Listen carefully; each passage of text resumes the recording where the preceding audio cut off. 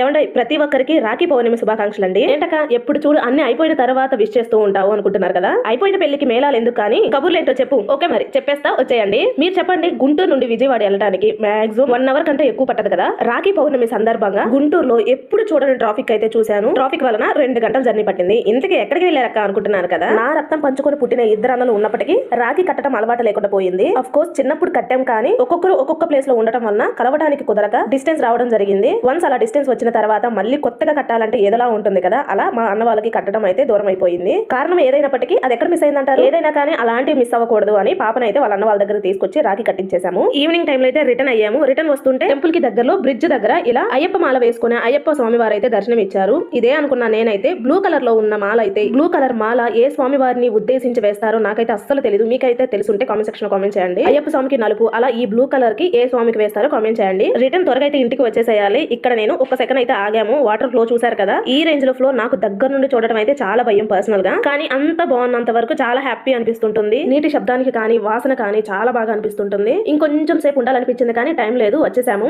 Almost Guntur reach అయిన తర్వాత మాత్రం బాగా హెడ్ఏక్ అనిపించేసి కాఫీ షాప్ దగ్గర ఆగి కాఫీ అయితే తాగేసి వెళ్ళిపోయాము. Coffee with bread evening time లో నా బెస్ట్ కాంబినేషన్. ఇలాంటి కాంబినేషన్ ఎంత మందికి ఇష్టం కామెంట్ సెక్షన్ లో కామెంట్ చేయండి. సర్లే కానీ వీడియో నచ్చితే మాత్రం లైక్ చేసి షేర్ చేసి సబ్స్క్రైబ్ చేసుకోండి.